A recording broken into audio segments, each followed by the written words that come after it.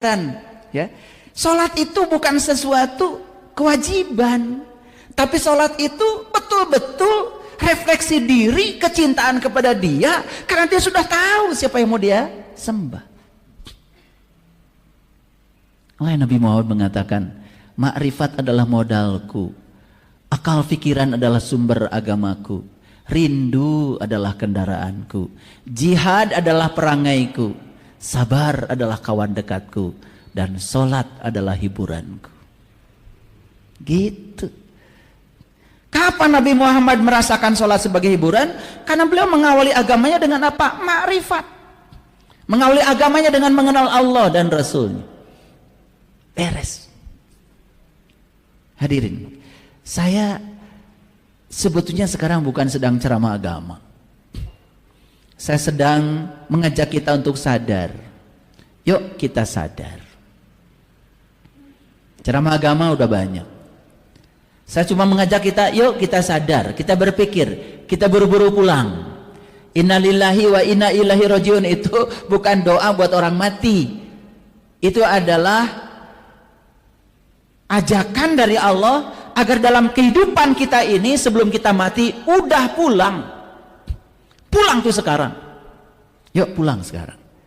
Nabi Musa pulang kepada Allah pada saat beliau masih hidup. Qala subhanaka tubtu ilaika. Tubtu itu dari kata taba, ya tubuh taubatan. Taba itu artinya pulang, kembali. Dia kembali kepada Allah pada saat beliau masih hidup. Yuk pulang itu sekarang. Gak usah nunggu nanti. Ya, sekarang. Alam taro kaifa fa'ala rabbuka bi ashabil fil. Alam yaj'al kaidahum fi tadlil. Wa arsala alaihim toiron ababil. Dan dia mengirimkan kepada mereka burung yang banyak jumlahnya. Toiron itu burung, ababil itu banyak.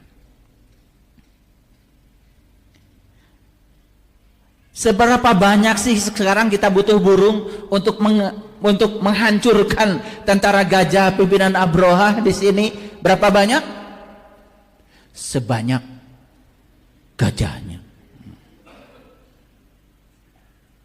Yo hitung gajahmu itu ada berapa banyak.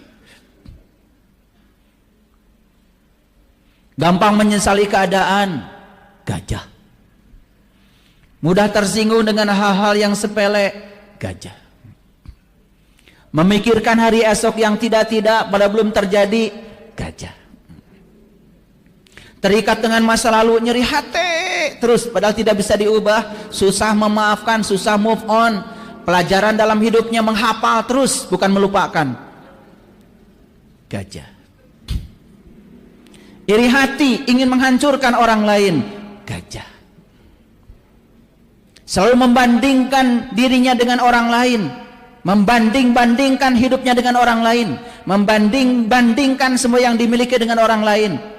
Gajah. Kahayang loba. Kadaek eueuh. Gajah. Ini saya udah rinci ya gajahnya supaya tahu, oh gajah saya ternyata banyak. Berarti burungnya harus banyak. Harus membanding lurus nih gajah dengan burung. Ya, sudah gajahnya banyak, gede-gede lagi. Wah, luar biasa. Betul nggak? Terasa nggak sekarang? Terasa nggak di sini banyak gajah? Ya Allah.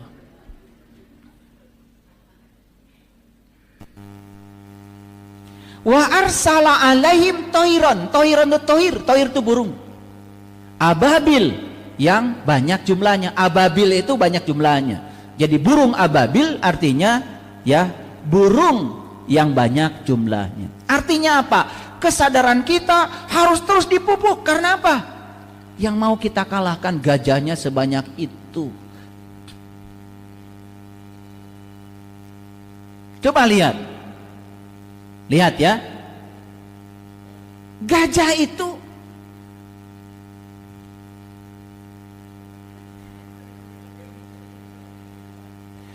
lihat telinga saya, kecil tetapi nggak ada penghalangnya. Kan yang mendengar itu bukan ininya, Yang mendengar tuh ini yang lubangnya. Si gajah itu malah lubangnya ditutup. Sudah gitu tutupnya lebar.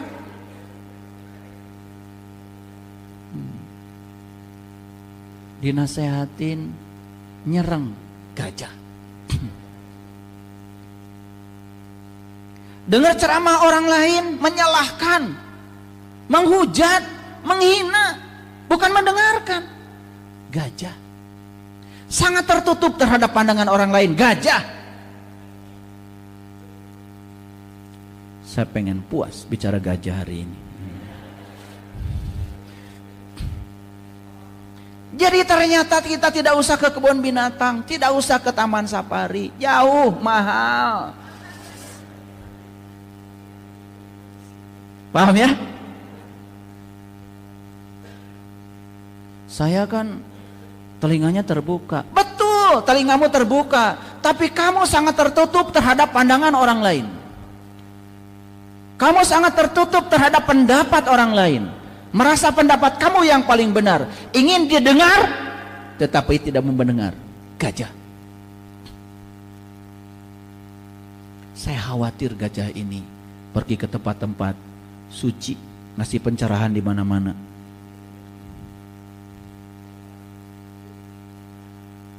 Ya hasil pikirannya sendiri. Makanya Allah mengatakan di dalam Al-Quran, alladzina yastami'una qaul fayattabi'una ahsanahu ulaika hadahumullah ulaika hum ulul albab. Orang yang mau memasangkan telinganya, mau mendengarkan perkataan orang lain dan mengikuti dari yang dikatakan orang lain yang terbaik dari yang dikatakan, ulaika hadahumullah, maka dia sudah membuka pintu hidayah. Ulaika hum ulul albab, dan dia akan jadi ulul albab, ahlul bait, orang yang bisa mengingat Allah dalam keadaan berdiri, duduk dan berbaring. Jadi ternyata pintu hidayah itu hanya akan datang kalau kita sudah tidak lagi memiliki telinga gajah. Ayo kita buang tutupnya, kita bukakan telinga kita. Makanya telinga dibuat dua, tapi mulut dibuat satu. Artinya apa? Banyak mendengar, banyak mendengar, banyak mendengar. Itu pintu hidayah. Dan saya sampaikan apresiasi untuk para sahabat yang hadir di tempat ini, yang hadir di media sosial sekarang. Ada ribuan sahabat di YouTube, ribuan sahabat kita yang sedang mendengarkan di TikTok.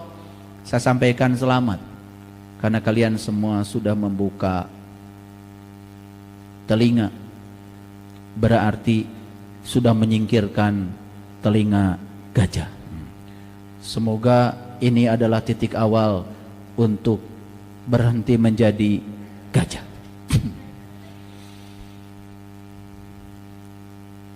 Tarmihim bihijarati min sijil, yang melempari mereka dengan batu kerikil yang panas.